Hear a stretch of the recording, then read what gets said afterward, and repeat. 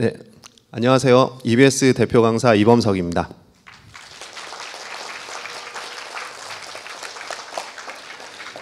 오늘 비가 지금 밖에 많이 내리고 있던데 비가 오는 날씨 속에서도 아침 일찍 이렇게 모여주신 학생 여러분 대단한 것 같습니다.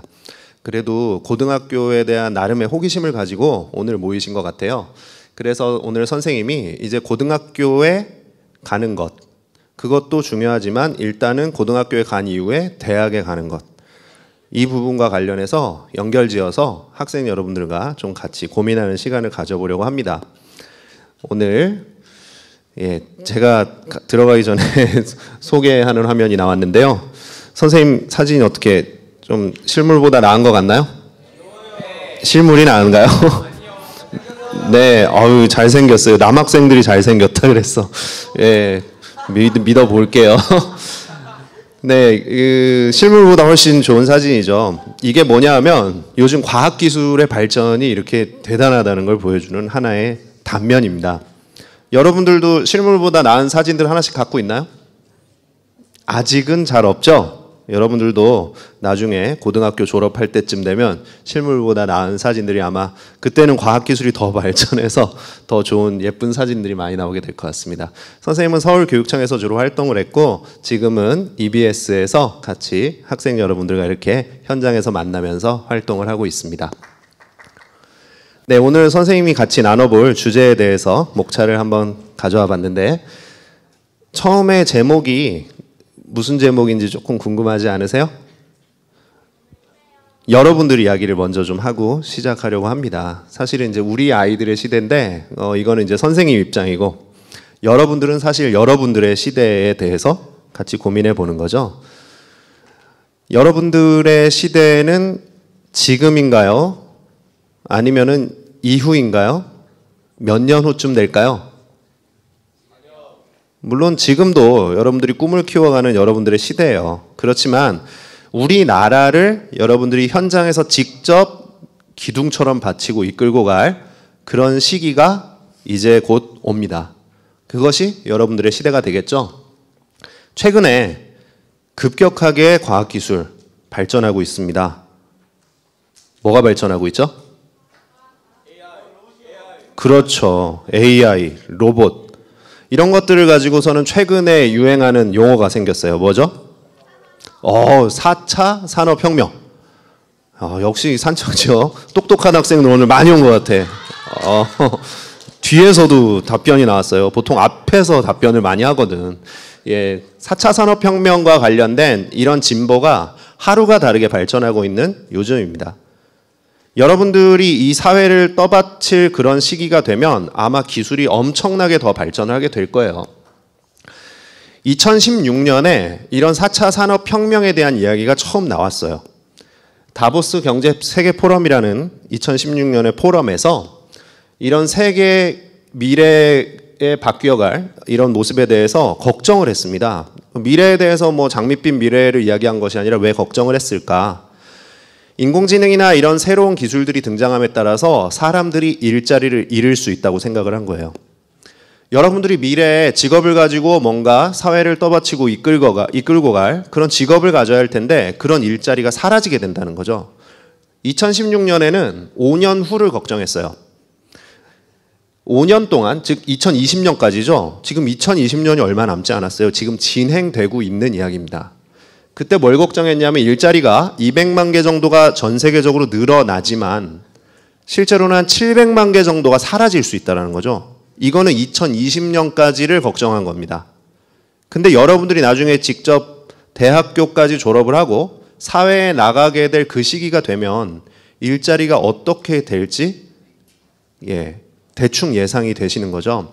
그래서 일자리가 점점점 기계와 과학기술이 우리 일자리를 빼앗아가는 이러한 환경 속에 우리는 자라고 있습니다.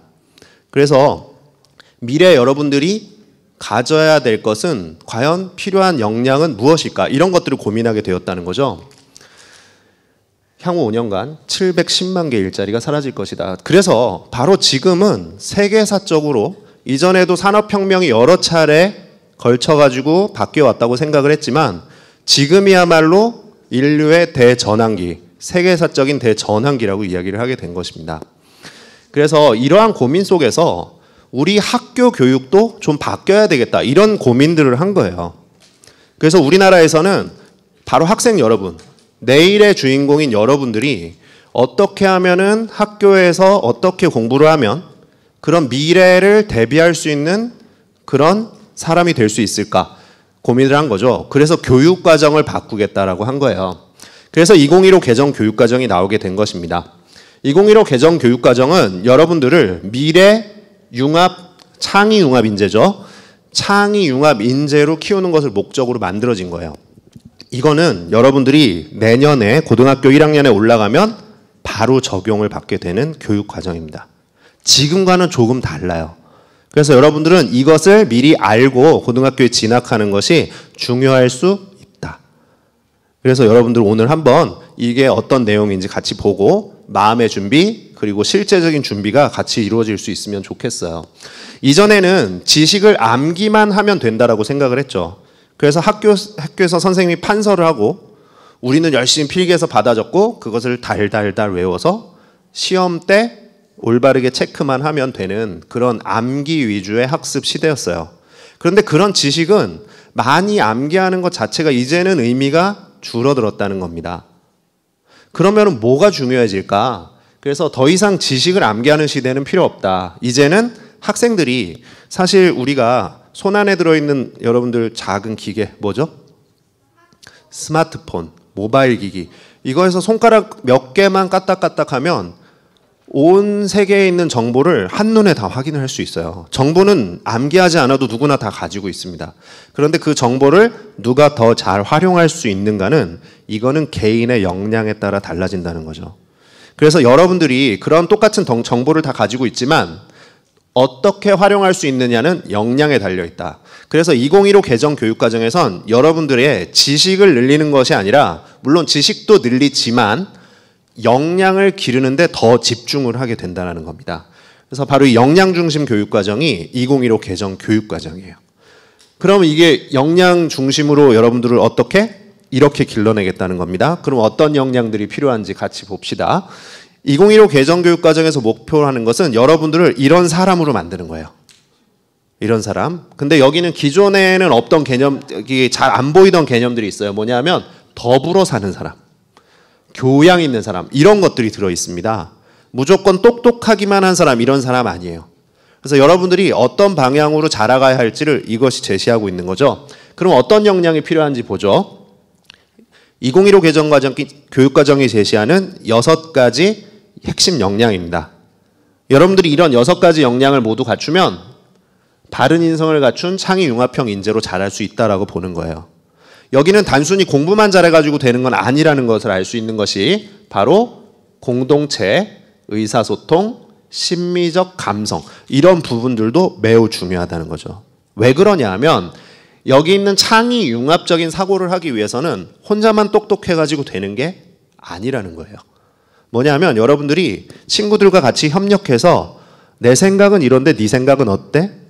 아, 네 생각은 그렇구나. 그리고 우리가 서로 토론하고 서로 절충하는 과정에서 새로운 창의적인 그런 역량들이 쏟아져 나올 수 있다는 거죠.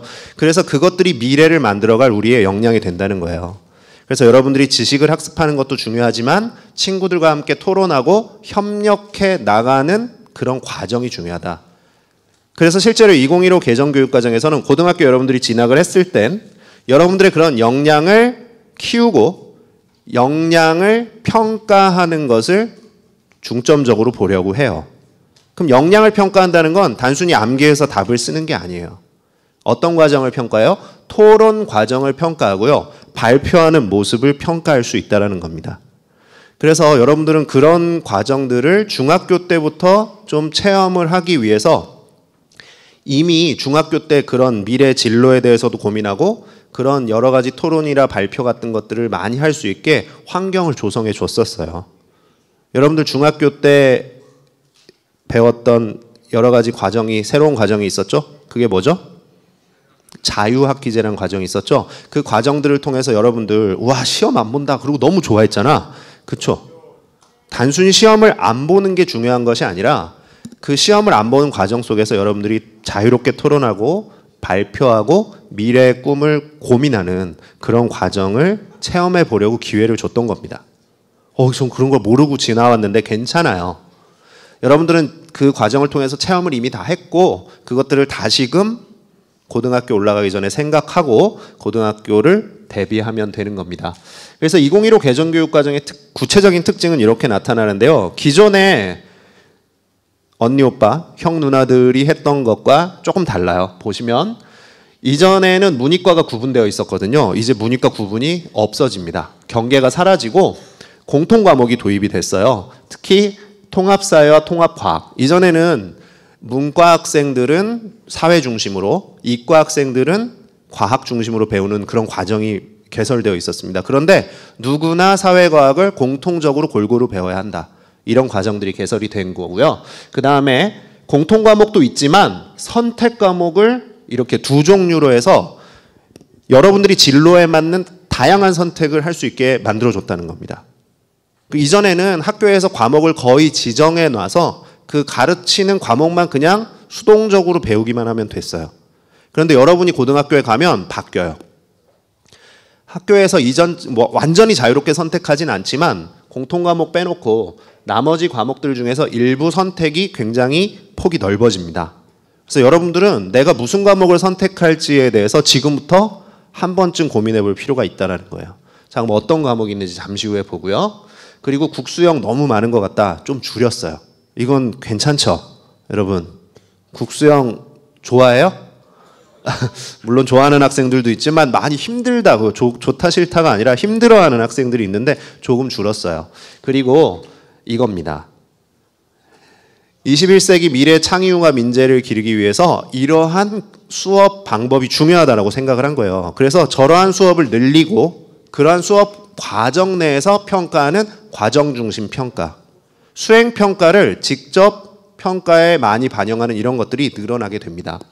그래서 선생님이 좀 중요하다는 키워드 빨간색으로 한번 표시해 봤어요. 이것이 2015 개정교육과정의 특징이고 여러분들이 적용받게 될 그런 내용이라고 생각을 하시면 됩니다. 구체적으로는 과목이 이렇게 나열이 되어 있죠. 여기 보시면 고등학교 1학년 때는 공통 과목을 먼저 배우게 돼요. 왜냐하면 공통 과목을 먼저 이수해야 선택 과목을 그 다음에 선택해서 수강할 수 있게 되어 있습니다. 그래서 1학년 때 우선 공통 과목을 먼저 대부분 이수를 하고요. 그리고 선택 과목을 이수를 하게 되죠. 여기는 선택 과목 부분인데요. 선택 과목의 내용을 보면 일반 선택과 진로 선택으로 나뉘어집니다. 이거는 일반 선택을 먼저 하는 것이 대부분 위계상으로는 먼저지만 진로 선택을 같이 섞어서 할 수도 있어요. 나중에 선택을 하다 보면. 여기 지금 노란색으로 표시해 놓은 부분들은 여러분들이 나중에 수능에 보게 될 수능 과목들입니다. 그렇게 이해를 하시면 되고요. 여기 진로 선택 과목임에도 불구하고 좀 깊이가 있는 과목들이죠. 내용을 보시면 영어권, 문화, 영미, 문학, 읽기 조금 깊이가 있는 과목들이죠. 그러나 여기도 수능 과목들이 이렇게 기하, 그 다음에 과학 2 과목 이렇게 들어 있습니다. 여러분들이 이렇게 선택을 하게 되는데 특히 진로 선택 과목에 대해서 여러분들은 조금 기억을 해 두실 필요가 있어요. 뭐냐 하면 이 선택 과목들은 다른 과목들과는 달리 다른 과목들은 어떻게 되냐면 상대평가. 지금 중학교에 했던 평가와 같아요. 그리고 고등학교에 올라가면 대부분의 과목들은 지금 다 상대평가를 하고 있죠.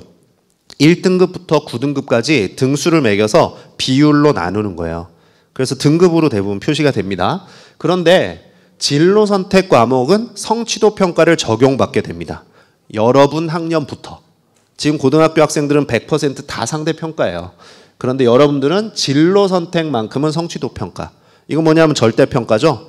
반 학생들이 모두 다 성취를 이루면 전원에게 A를 줄 수 있다는 겁니다. 그래서 진로 선택 과목들은 성취도 평가로 진행이 되는구나. 이렇게 이해를 하시면 되겠죠. 다만 앞에 공통 과목을 먼저 1학년 때 들어야 되고 일반 선택, 위계상 일반 선택을 대부분 먼저 들을 수 있는 과목들이 많습니다. 더 중요한 것은 여러분들이 대학에 진학할 때 학생부 종합전형이라는 게 있어요. 학생부 종합전형은 대학에 갈 때 어떤 걸로 평가를 하는 걸까? 여러분들이 단순히 성적이 무조건 높으면 뽑는 게 아니에요. 학생부 종합전형은 얼마나 그 전공에 대해서 관심을 가졌는지, 얼마나 학교에서 열심히 활동했는지, 얼마나 열심히 노력한 부분들이 있는지 골고루 들여다보는 평가입니다. 그런 평가를 할 때 전공 적합성이라는 부분에서, 왜냐하면은 국어가 됐든 수학이 됐든 영어가 됐든 자기가 관심 있는 분야, 즉 자기가 지원한 전공과 연관된 과목들을 들었느냐 안 들었느냐 자체가 관심 여부를 판단할 수 있겠죠. 그래서 이런 과목들 중에 어떤 과목을 들었느냐에 따라서 전공 적합성을 실제로 평가를 받아요. 그래서 고등학교에 올라가면 과목 선택 자체가 대학에 가는데 중요한 키포인트가 될 수 있어요. 그 중에서도 주로 이 부분에 있는 과목들이 심화된 과목들이기 때문에 중요한 과목들이 될 수 있다는 거죠. 그래서 이 진로 선택 과목, 일반 선택과 진로 선택이 있지만 여기는 조금 더 깊이가 있고 전공 적합성을 보여주는, 그리고 평가도 조금 다르게 하는 그런 과목들이 생기는구나. 이렇게 이해를 해두실 필요가 있겠습니다. 요거는 방금 전에는 국수영사과 주요 과목들이었고요. 여기는 체육, 예술, 기술과정, 교양 이런 과목들도 있습니다. 여기도 마찬가지로 제2외국어는 수능에 들어가죠. 그리고 여기 깊이를 보면 알겠지만 여기에는 음악 연주 이런 과목도 있고요. 되게 다양한 과목들이 개설되어 있습니다. 선택하셔야 돼요. 그럼 무슨 과목을 선택할지 고민되겠죠. 그럼 여러분들이 선택할 때 고민이 될 텐데 너무 걱정할 필요 없습니다. 그 선택 과목에 있어서 고민할 필요가 없는 이유는 선택 과목 가이드라는 거를 제공해 주기 때문에 그래요. 잠시 후에 보도록 하고요.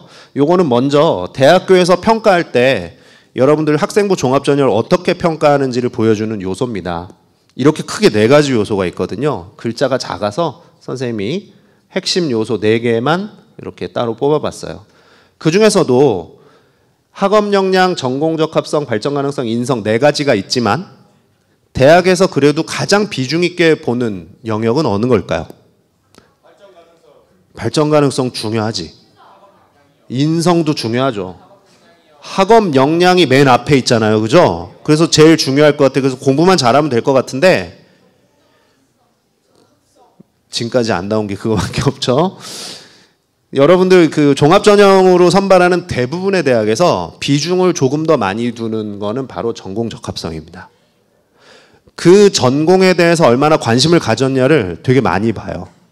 그래서 학생 여러분들 여기 전공 적합성을 표현하는 데 있어서 이런 핵심 요소들이 있는데 내용을 보세요. 선택 과목을 선택하는 데 있어서 중요할까요? 안 중요할까요? 예, 느낌을 보니까 여기 과목 자체를 이수했냐 여부를 평가하고요. 관심을 평가하고 관련된 활동을 평가를 한대요. 그러면은 그 전공과 관련된 과목을 선택했는지 여부가 중요할 수 있겠죠. 그래서 여러분들이 선택 과목이 계속해서 중요하게 제시가 되고 있습니다. 여러분들이 내년에 가시면 이런 선택 과목을 선택해야 될 텐데 이런 가이드북 나온다는 거죠. 이미 나와 있어요. 교육부에 들어가시면 이미 지금 선생님도 교육부에서 다운받은 자료예요. 들어가면 그럼 열어볼까요? 들어가면 예를 들어보죠. 의학 계열에 진학할 학생들은 학과를 다 소개를 해줍니다. 아예 의예과, 수의예과, 한의예과 이렇게 소개가 돼 있어요. 그 과의 특징. 아, 그럼 여기는 이런 과구나. 단순히 과 이름만 보고선 이해하는 거랑 조금 다를 수 있어요. 그럼 세부적으로 들어갔을 때 이 학과에 들어가면 이런 과목들을 배운다는 그 커리큘럼이 다 제시가 되어 있습니다. 그래서 아, 대학에 가면 이런 과목을 내가 배우겠구나. 이 전공을 가면 이런 공부를 해야겠구나. 미리 다 보여요. 그럼 고등학교 때 미리 이런 기초 과목들을 준비하면 도움이 될 거야. 그래서 여기 선택 과목은 이런 것들을 선택하면 좋다는 것이 이미 가이드북으로 다 나와 있습니다. 여러분들이 진로에 대해서 고민해 본 친구들, 내 진로가 뭐라고 나름대로 방향이 있는 친구들과 또는 난 꿈이 뭔지 아직 몰라요. 이런 친구들, 어느 친구가 선택을 하는 데 있어서 유리할 수 있을까? 진로를 고민해 본 친구들과 고민해 보지 않은 친구들, 어느 친구가 과목 선택할 때 더 유리할까요? 진로를 고민해 본 친구가 당연히 유리할 수밖에 없어요. 사실 그 진로 체험들 이미 많이 해봤거든요. 여러분 자유학기제를 통해서. 지금 하셔도 늦지 않습니다. 그래서 여러분들 고등학교 가면 아직 꿈이 없어서 고민하는 친구들 사실은 많아요. 하지만 적어도 지금 한 번쯤 내 미래의 진로는 어느 방향일까 정도는 여러분들이 한 번쯤 생각을 하고 고등학교에 가신다면 고등학교 1학년 때 공통과목을 공부하면서 자신이 어떤 과목들을 선택해 나갈지 어떤 학과를 나중에 지원하면 좋을지 방향이 조금은 보일 거라는 거죠. 그리고 과목을 선택하는 데 있어서도 조금은 덜 힘들어질 겁니다.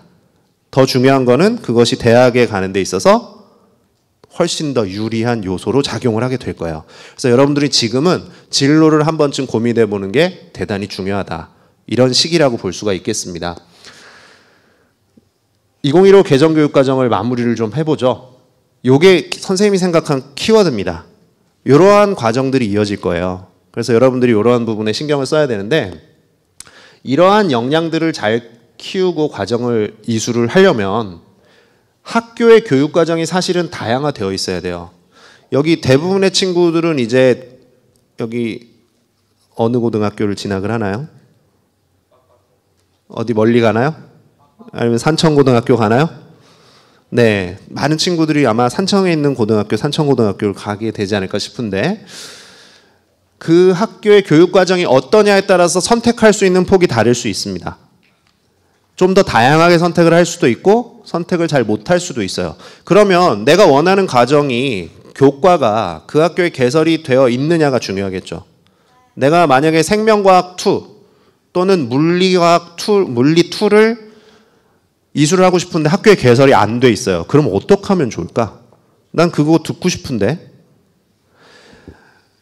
주변에 학교가 많은 지역은 거점형 연합형이라 그래서 이렇게 옆에 학교에 가서 수업을 들을 수 있게도 해줍니다. 그런데 여기는 학교가 많지 않잖아. 그죠? 그래서 그런 학생들을 위해서 온라인으로도 수업을 들을 수 있게 개설을 해준대요. 그래서 여러분들이 원하는 과목을 거의 다 선택해서 들을 수 있게 지원을 해줄 겁니다. 그렇기 때문에 너무 걱정하지 마시고 본인이 원하는 과목이 뭔지 원하는 진로가 뭔지를 고민해 봤으면 좋겠어요. 이렇게 하면 여러분들이 다양한 교과를 선택할 수 있겠죠. 고등학교에 가서 정말 내가 원하는 과목을 좀 더 많이 들을 수 있다는 거예요. 그렇다면 이거에 맞춰서 대입제도를 바꿨어야 돼요. 그렇죠? 그리고 이러한 대입제도 개편이 이러한 내용들을 담았어야 됩니다. 고교 학점제라는 게 이제 뭐냐면 여러분들이 좀 더 원하는 과목을 자유롭게 고를 수 있게 해주는 게 고교 학점제예요. 그런데 아직까지는 이게 학교에서 완벽하게 자유롭게 해주기가 현실적으로 좀 어려운 부분들이 있습니다. 그래서 조금 선택을 늘려놓긴 했는데 앞으로는 완전히 자유롭게 되는 과정으로 가야 돼요. 그것을 지향하고 있습니다. 2015 개정 교육과정이. 그리고 그러려면 여러분들이 과목을 어떤 학생은 A 과목 듣고 어떤 학생은 B 과목, C 과목 그래서 정말 과목이 다양해지게 되거든요. 그러면 어떤 학생은 A 과목을 안 듣고 졸업하는 학생도 있고요. B 과목을 안 듣고 졸업하는 학생도 생겨요. 그럼 모든 학생이 같은 과목을 듣지 않기 때문에 성적을 똑같이 낼 수 있을까요? 없을까요? 모든 학생이 같은 과목 듣는 게 아니니까 성적을 따로 내야 돼요. 그러려면은 모든 학생을 1등부터 꼴찌까지 줄 세워서 등급으로 평가하는 평가가 불가능해집니다. 그렇게 되기 때문에 내신도 고교 학점제로 가게 되면 성취평가, 즉 절대평가로 할 수밖에 없어요. 이건 수능도 마찬가지예요. 수능 과목 선택이 복잡하고 다양해지면 똑같이 한 줄로 세우는 것이 불가능해집니다. 그렇게 되면 역시 수능도 절대평가로 갈 수밖에 없다는 거죠. 그래서 앞으로 우리가 지향하고 있는 것, 가고자 하는 방향은 여기에 있어요. 2015 개정교육과정이 지향하고 있고 그리고 우리 사회, 지금 여러분들이 미래 창의유가 인재로 자라야 할 사회가 요구하는 것이 이쪽 방향으로 가고 있습니다. 그래서 여러분들은 여기에 나름 생각도 해보고 적응도 해야 되는 그런 과제들을 안고 있는 그런 세대예요. 그래서 대입제도 개편이 이런 방향으로 이루어졌으면 좋겠는데 이번 대입제도 개편, 여러분들에게 적용될 2022 대입 개편은 아직까지 이 과정은 다 반영하고 있지는 않습니다. 그럼 어느 정도까지 다가갔는가? 그 부분을 여러분들 아셔야겠죠. 그래서 2022 대입제도 개편, 이거는 이제 실제로 여러분들이 고등학교에 가면 적용받게 될 제도예요. 그래서 같이 알고 가보도록 합시다. 어떻게 되었는지. 일단은 대입제도 개편은 4개 분야에 대해서 다뤘고요. 10가지 과제로 발표가 됐습니다. 그래서 10가지 내용이 구체적으로 이렇게 하겠다 발표가 됐죠. 한 가지씩 우리가 들어가면서 살펴보도록 할게요. 대입 전형 구조가 어떻게 바뀌었냐? 여러분들 이거 발표가 언론에 하도 많이 돼서 잘 아실 거예요. 정시 전형이 그동안 너무 적게 뽑았다. 그래서 좀 늘려야 된다라는 여론이 많았죠. 그래서 30%까지 늘려라. 이것이 발표가 됐습니다. 그래서 정시가 분명 늘어날 거예요. 정시 전형이 늘어나려면 학교 내신이 중요해질까? 수능이 중요해질까? 수능이 중요해져요. 그래서 지금 정시가 많이 늘어나니까 수능이 더 중요해지는 거 아니냐.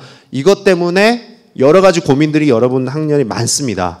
그래서 고등학교를 선택할 때도 수능 중심의 고등학교를 가야 되나 이런 고민들 많을 거예요. 그런데 실제로 뜯어봐야 된다는 거죠. 실제로 좀 뜯어보면 교과 전형이 30% 이상인 대학은 안 늘려도 된대요. 그리고 지원 사업에 연계해서 30%까지 맞추도록 하겠대요. 근데 지원 사업에 연계된 대학이 그렇게 많지가 않아요. 그래서 지원 사업을 받지 않는 대학들은 정시 30% 늘리는데 관심이 없을 가능성이 많습니다. 왜냐하면 대학교가 정시 전형으로 학생을 많이 뽑는 거를 부담스러워해요. 왜냐하면 수시를 먼저 뽑고 정시를 나중에 뽑기 때문에 정시에는 학생들을 못 뽑으면 대학 정원을 채울 수가 없거든. 그래서 요즘엔 학생이 자꾸 줄고 있기 때문에 대학교들이 정시 전형을 부담스러워합니다. 그래서 강제로 하기 전에는 30%까지 늘리기가 쉽지 않다는 거죠. 그런데 연계된 대학이 별로 없기 때문에 정시로 갈 대학이 그렇게 많지 않다는 거예요. 그리고 서울권 주요 대학들이 학생들의 주요 목표인데 거기 대학들이 중요하겠죠. 그래서 선생님이 뽑아봤습니다. 얼마나 늘어날지, 정시가 얼마나 늘어날까 실제로 보자는 거죠. 지금 현재 지금 고등학교 2학년 학생들에게 적용될 수능 전형의 비율입니다. 30%가 안 되는 대학들이죠. 보시면은 이런 대학들은 정시로 13%밖에 뽑지 않아요. 그래도 여기는 29%인데 역시 30% 안 되죠. 이 주요 대학들인데 다 아직 30%가 안 돼요. 여기가 만약에 30%를 채우게 된다면 이만큼 인원이 늘어나게 된답니다. 근데 그 인원을 다 합쳐봤더니 서울권 주요 대학 다 합쳐봤더니 몇 명밖에 안 돼요? 2,000명 정도만 늘리면 정시가 30%가 된대요. 이미 30%에 가깝다는 거죠, 사실은. 2,000명의 인원이 얼마나 되느냐? 지금 정시로 뽑는 인원이 작년 고3, 즉 지금 대학교 1학년 된 학생들이 약 8만 명대를 뽑았습니다. 근데 올해 7만 명대로 줄었거든요. 10,000명 줄었어요, 1년 만에.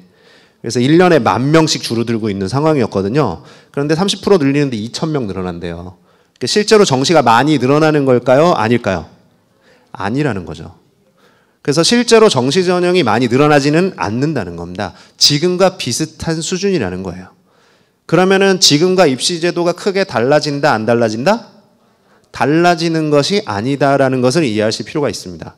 그럼 지금은 수시를 많이 뽑을까요? 정시를 많이 뽑을까요? 수시를 70% 이상 뽑고 있어요. 계속 몇 년째. 정시를 30%로 늘린다고 해도 수시는 여전히 70%인 겁니다. 그렇기 때문에 여러분들은 지금과 전체적인 비율에서 크게 달라지지 않는구나. 그럼 수시가 70% 이상이라면 내신이 좀 더 중요할까요? 수능이 좀 더 중요할까요? 둘 다 중요하긴 하지만 수시에서는 내신이 차지하는 비중이 조금 더 크다고 보시면 쉽습니다. 그렇기 때문에 여전히 수시는 계속 중요하겠구나. 우리 때도 그렇겠구나. 이렇게 이해를 하시면 되는 거예요. 자, 그리고 수능 최저학력 기준을 언급을 했는데 이것도 역시 지금 실시되는 것과 크게 달라지지 않았어요. 역시 이것도 지금과 비슷하겠구나. 강제로 한 적이 없었고 재정 지원과 이미 연계가 되어 있습니다. 그리고 역시 과도한 기준 적용하지 않고 부정적 평가하겠다. 이것 지금 다 하고 있는 제도예요. 그래서 수능 최저학력 기준도 지금과 비슷하게 갈 가능성이 높다. 다만 최저학력 기준을 걸 때 특정 과목을 지정해서 거는 경우가 생길 수 있어요. 그런데 이번에 여러분들이 적용받게 될 수능 체제가 선택 과목이 좀 늘어났습니다. 그래서 특정 과목을 선택하는 경우에만 지원이 가능하게 될 수도 있다. 이런 부분만 고민하면 되는데 아직 대학들이 이런 것들을 발표하지 않았기 때문에 아직은 좀 더 기다려봐야 됩니다. 그래서 지금과는 크게 달라지지 않은 상황이다라고만 일단 알고 계시면 됩니다. 수능 체제를 좀 바꿨습니다. 지금 고등학교 1학년까지 적용받는 수능과 여러분이 적용받는 수능은 달라져요. 그럼 어떻게 달라지는지 보죠. 일단 국어, 수학, 탐구 세 가지 영역에서 모두 선택 과목이 생겼어요. 국어는 화법과 작문, 언어와 매체 중에 두 개 중에 하나는 선택을 해야 돼요. 그리고 수학은 확률과 통계, 미적분, 기하 세 개 중에 하나를 선택을 합니다. 물론 문과 학생들은 수학에서는 확률과 통계를 좀 더 많이 선택을 할 것 같고요. 미적분과 기하를 이과에서 나눠가지고 선택을 할 것 같습니다. 문이과 없어진다는데? 형식적으로는 없어지지만 그래도 나는 자연계열 쪽의 학과를 갈 거야, 나는 인문계열 쪽 학과를 갈 거야는 나름 정해져 있을 수 있겠죠? 그거에 따라서 선택이 좀 달라질 수 있겠습니다. 국어에서는 화법과 작문 쪽이 조금 더 많아질 거라고 예상은 하는데 어쨌든 여러분들이 가서 선택해야 될 과목들입니다. 이건 수능 선택이에요. 그리고 탐구가 좀 바뀌었죠. 문과는 사탐에서 2개, 이과는 과탐에서 2개를 선택했었어요. 그런데 여러분들 그런 거 없습니다. 여러분들은 사탐 9개, 과탐 8개 과목 중에 아무거나 2개 선택하시면 돼요. 그래서 뭐가 가능해요? 사탐 하나, 과탐 하나 선택하는 게 가능해졌어요, 여러분들은. 그래서 정말 자유롭게 선택을 할 수 있죠. 그래서 국어, 수학, 탐구 3개 영역을 이렇게 모두 선택을 하다 보니 조합을 해보니까 총 몇 개의 경우의 수가 나올까요? 102개가 나온다는 거예요. 그래서 여러분들은 수능을 볼 때 선택이 102 종류가 나올 수 있습니다. 국수, 탐 3과목만 했을 때. 거기 제2외국어까지 선택을 하면은 급격하게 더 늘어나요. 그래서 여러분들 수능은 조금 복잡해질 수 있습니다. 선택에 있어서. 그래서 여러분들 정시 지원을 할 때 아마도 조금은 점수 배치가 좀 복잡해지지 않을까 이렇게는 예상을 하고 있습니다. 그래서 수능이 좀 바뀌고 있구나 이렇게 이해를 하시면 되는데요. 또 다른 점, 국수탐은 기존의 상대평가였기 때문에 계속 1등급부터 9등급 체제, 영어 한국사는 등급을 점수로만 따지죠. 등수로 따지는 것이 아니라. 그래서 이건 절대평가 유지. 이건 똑같아요, 지금과. 근데 제2외국어가 상대평가였다가 절대평가로 전환이 됐죠. 그래서 아마도 제2외국어를 보통 대학에서는 탐구 영역 한 과목이랑 이렇게 대신 적용할 수 있게 대치를 해줬었거든요. 근데 아마 그게 좀 힘들어지지 않을까라고 조심스럽게 예상하고 있는 부분이 있습니다. 그리고 EBS 연계율 여기 보세요. 70에서 50으로 떨어지죠. 그럼 EBS 이제 볼 필요가 없겠네? 라고 생각을 하면 오산이죠. 우리나라의 연계 교재, 많은 교재가 있지만 연계 교재는 뭐밖에 없습니까? EBS 교재밖에 없어요. 이거는 평가원의 감수를 거치는 유일한 교재이기 때문에 가장 신뢰할 수 있는 교재이기도 하죠. 그런데 70에서 50%로 조금 줄긴 했지만 여전히 연계 교재고 그리고 여전히 절반 이상 연계가 되는 매우 중요한 교재가 될 겁니다. 그래서 비율이 조금 줄었지만 여전히 중요한 교재다. 그래서 여러분들은 오히려 70% 연계될 때보다 50% 연계될 때 EBS 교재를 중심으로 개념 학습을 더 충실하게 하셔야 돼요. 개념이 잘 닦여 있어야 좀 더 응용을 하는데 편리해지겠죠. 그래서 여러분들이 EBS 연계 교재는 여전히 중요할 것이고요. 직접 간접 연계는 거의 그대로 출제되던 지문이 응용돼서 출제된다는 차이입니다. 그래서 여전히 EBS 연계 교재를 중심으로 여러분들이 수능 준비를 해 나가시면 되는 거예요. 자, 요것이 바로 여러분들이 보게 될 2022 수능의 내용입니다. 요거는 지금 고등학교 1학년 학생들의 내용이죠. 조금 바뀌었어요. 수학 과목, 국어 과목 선택들이 도입됐다는 게 차이가 있고요. 여기는 사회과학 구분 없이 선택하게 됐다는 거 차이. 그리고 파란색으로 표시한 건 절대평가예요. 그래서 제2외국어가 절대평가로 바뀌었구나. 그렇게 어렵지 않죠? 그래서 여러분들 너무 많이 바뀐 건 아니에요. 선택 과목이 좀 도입됐다는 거. 다만 선택 과목의 조합이 좀 많아졌다. 요거를 좀 이해를 하시면 되겠습니다. 그동안 학생부 종합전형 공정하냐 논란이 많았어요. 그래서 좀 더 공정하게 하기 위해서 이런 내용들을 도입했습니다. 보시면 수상 경력을 학기당 그동안은 많은 친구들은 한 학년에 막 100개씩 수상을 받는 친구들이 있었어요. 정말 많은 경우에 극단적인 예죠. 그래서 학생부 앞면에 수상만 막 몇 장씩 이렇게 되는 친구들이 있습니다. 그런데 그거 이제 안 된다는 거죠. 여러분들은 한 학기에 한 개만 기록이 가능해요. 물론 수상은 많이 받을 수 있습니다. 근데 그 중에 하나만 골라서 기록을 하게 된다는 거죠. 그게 바뀌고요. 자율 동아리는 CA 그런 정규 동아리 외에 내가 하고 싶은 동아리 만들어서 할 수 있었거든요. 기존의 친구들은 좀 더 소위 말하는 비교과 또는 스펙을 늘리기 위해서 동아리를 막 4개, 5개씩 하는 친구들도 있었어요. 이건 좀 과하다. 그래서 한 학기에 역시 한 개만. 그것도 30글자 이내로만 기록을 하게 바뀝니다. 그래서 여러분들은 자율 동아리를 굳이 많이 하시려고 너무 막 그러실 필요는 없겠죠. 그래서 내가 정말 진로와 연관된 거 딱 한 개 결정해서 좀 더 깊이 있게 하시는 게 좀 더 중요하지 않을까 싶어요. 그 다음에 소논문 그동안 이거 고등학교 수준에서 가능하냐 말이 많았거든요. 그래서 아예 기재 금지시켰습니다. 그런데 소논문이 아니라 이 용어가 금지가 된 거죠, 사실은. 그래서 아마 심화학습 탐구 보고서 뭐 이런 것들로 바꿔가지고 기록이 되지 않을까라는 예상은 해봅니다. 그래서 아마 요 단어 자체는 일단 금지됐다는 거. 그 다음에 방과활동도 기재를 못하게 돼 있어요. 그래서 이런 부분들. 그래서 대부분 기재를 제한을 한 걸 알 수 있습니다.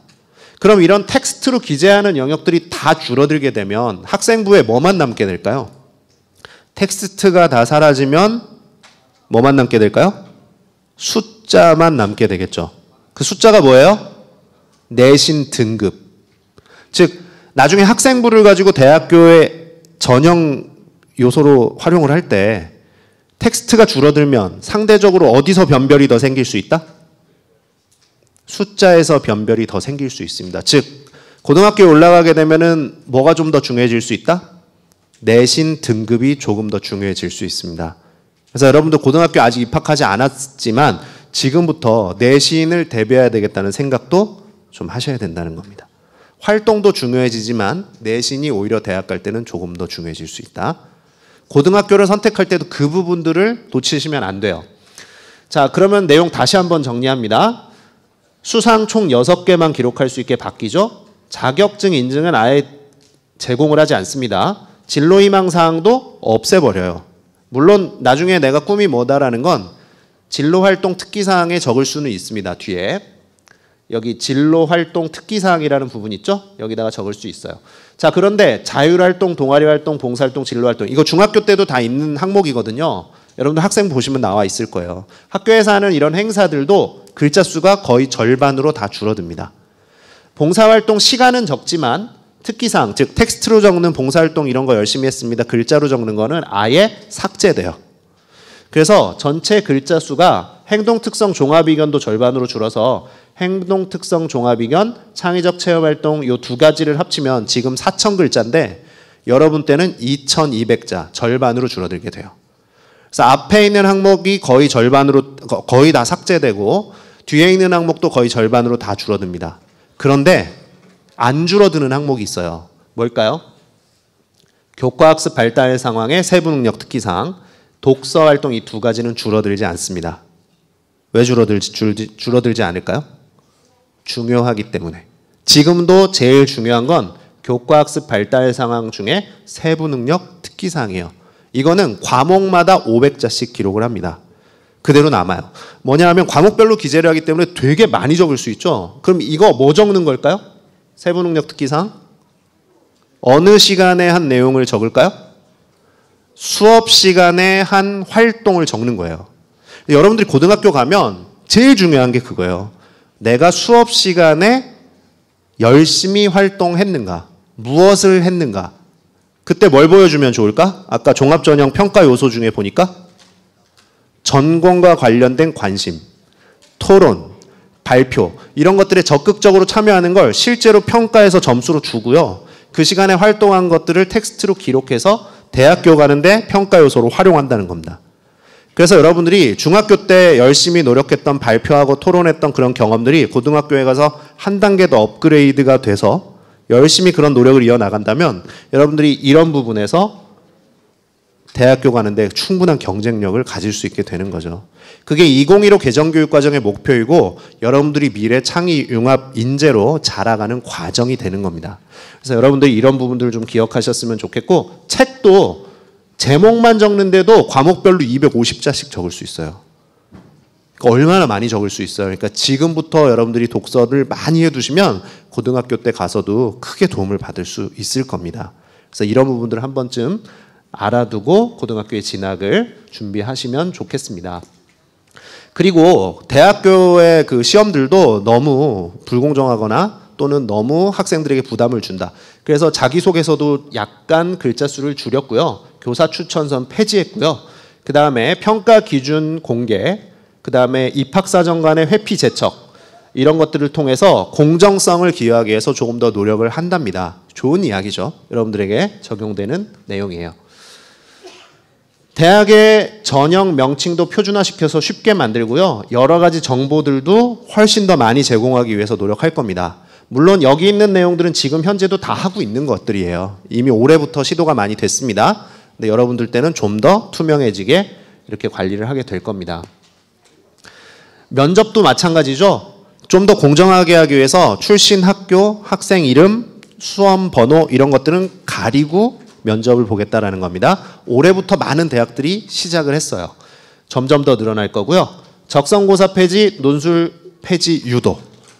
적성고사 논술은 내신 등급이 안 좋은 학생들이 수시에서 대학을 갈 수 있는 일부 그런 전형들이 있었습니다. 근데 이런 것들이 줄어들음에 따라서 앞으로 수시 전형은 전부 다 뭐 중심으로 가게 될까? 이것들이 줄어들면 내신 등급 중심으로 많이 바뀌게 됩니다. 그래서 더더욱 내신이 여러분들 중요해질 수 있어요. 그리고 이제 고교교육 혁신 방향에 대해서 여러분들 발표를 했거든요. 그래서 이제 앞으로 학점제가 점점 진행되어 갈 텐데 여러분들은 요 1단계에 해당이 돼요. 앞으로 2단계, 3단계, 지금 초등학교 3학년 아이들까지 가면 학점제가 완전히 정착이 됩니다. 그때 가면은 대학교에서 과목을 선택해 고르는 것처럼 자유롭게 과목을 선택해서 듣게 될 겁니다. 그런데 여러분 때까지는 아직 현실적으로 어려운 부분들이 있기 때문에 이렇게 단계별로, 그래서 여러분들까지는 이것만 기억하시면 돼요. 방금 말씀드렸던 대입제도 2022 대입제도 개편 기본 적용된다는 것과 아까 처음에 말씀드렸죠. 진로 선택 과목은 성취평가제가 처음으로 도입이 됩니다. 여러분들은 절대평가라는 거. 그래서 일부 과목은 절대평가로도 적용이 되고 이러한 내용들이 바뀌는 거 기억을 하시면 좋겠어요. 요거는 이제 혹시 동생들이 있으면은 이렇게 진행이 될 겁니다. 여기 내용을 보시면은 이제 고등학교도 점점 자사고, 그 중에서 특목고 중에서도 외국어 고등학교, 국제고등학교 이거는 점점 없애나가겠다는 것이 정부의 방침이고 방향이에요. 그래서 여러분들 이미 올해 자사고, 외고, 국제고에 혹시 지원할 친구들 여기 혹시 있나요? 혹시 있었다면 조금 고민해 볼 필요가 있어요. 왜냐하면 앞으로 이러한 학교들은 이런 2단계, 3단계를 거쳐서 없애겠다는 겁니다. 그러나 다만 지금 이 3단계까지 발표한 내용을 보면 중학교 1학년 학생들, 지금 1학년 학생들이 고등학교에 갈 때까지는 제도가 아직 개편 방안이 완전히 만들어질 것 같지는 않아요. 그래서 아직은 유지가 되겠지만 앞으로 길게 봤을 때는 없어질 것 같다. 그런 이야기고요. 여러분들이 이제 고등학교에 지원을 할 때 이 경남 지역은 전기고에 일단 지원하고 후기고는 여기서부터 시작이 되죠. 자사고, 외고, 국제고가 후기고로 넘어왔어요, 이번에. 그래서 자사고, 외고, 국제고를 선택한 학생들은 1단계에 일단 지원을 하고 그 다음에 여기에 떨어지면은 평준화 지역의 일반고로 배정을 해주는 그런 제도를 운영을 하고 있습니다. 근데 여기는 평준화 지역이 아니기 때문에 멀리까지 나갈 학생들이 아니라면 대부분은 비평준화 지역의 학교장 전형 학교들을 다 지원을 하시게 될 거고요. 그리고 안 되면 추가 선발. 대부분은 이 1단계에서 원하는 학교를 다 갈 수 있을 겁니다, 여러분. 그래서 여기는 학교 선택이 중요한 그런 지역이라기보다는 여러분들이 고등학교에 가서 얼마나 내 진로를 마음의 준비를 하면서 그리고 얼마나 수업을 적극적으로 참여하냐 여부가 여러분들에게는 이제 중요하게 달려 있다라고 볼 수 있겠습니다. 자, 여러분들 이제 대학을 어떻게 가면 좋을지 간단한 구조만 보여드리고 좀 마무리를 하려고 해요. 지금 전국적으로 보면은 학생부 교과 전형, 종합 전형 이렇게 나뉘는데 서울과 인천 지역은 빨간색, 학생부 종합 전형이 대다수를 이루고 있습니다. 그래서 내가 만약에 나는 수도권에 있는 학교를 가고 싶어 라고 생각을 하는 학생들은 종합전형 준비를 많이 해야 돼요. 종합전형은 내신도 좋아야 되지만 학교에서 뭘 많이 해야 되죠? 활동을 열심히 많이 하셔야 돼요. 그리고 내 진로가 뚜렷한 게 좋습니다. 그래서 과목 선택도 내 진로에 맞게 잘 선택해 나가셔야 된다는 거죠. 오늘 선생님이 여러분들에게 들려준 그런 내용들을 잘 숙지하고 많이 고민하고 노력하는 친구들은 종합전형 준비를 잘 해 나갈 수 있을 겁니다. 그런데 꼭 나는 뭐 서울까지 가지 않아도 된다라고 생각하는 학생들은 여기 지금 광주 전남이 떴네. 여기 잘못 떴는데 여기 경남 울산 지역이죠. 여기는 광주 전남이 제일 많아가지고 선생님 표시했는데 비슷해요. 전국에서 교과 전형이 가장 많은 지역입니다. 이쪽 지역이. 그래서 이쪽 지역에서 진학을 하기 위해선 내신 등급만 좋아도 진학할 수 있는 대학이 굉장히 많다는 걸 뜻합니다. 이건 활동이 좀 부족해도 내신 등급만 가지고도 진학할 수 있는 학교가 많다는 걸 뜻해요. 그래서 일단은 여러분들이 고등학교에 가면 첫째, 내신을 잘 챙기자. 그러려면 수업 시간 충실해야겠죠? 그다음에 두 번째, 학교 활동을 열심히 해서 종합전형 준비를 잘 해 나가자. 이 두 가지를 고민을 하고 진학을 하시면 좋겠습니다. 학생부 내신이 좋은 학생들 중심이죠. 그럼 교과전형, 종합전형으로 대학을 가게 되고요. 그리고 수능이 좀 더 잘 나오는 친구들은 논술전형, 수능전형으로 많이 진학을 하게 됩니다. 학생부 전형에서 중요한 건 내신이고요. 그러면 수능은 전혀 중요하지 않을까요? 아니에요. 교과 전형 같은 경우에는 수능 최저를 맞춰야 되는 게 대단히 중요해져요. 그래서 수능도 같이 함께 공부해야 된다. 학생부 교과 전형. 그런데 논술 전형도 수능 최저 맞추는 게 중요하거든요.